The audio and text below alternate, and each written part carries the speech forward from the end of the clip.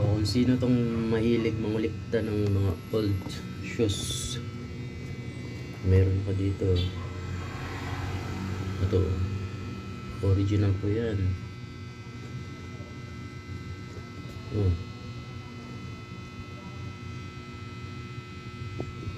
Old shoes po yan.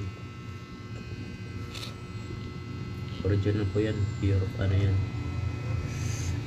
Parang sa ano yata ito eh, crocodile yata. O kung sino pong mahilig mangulikta ng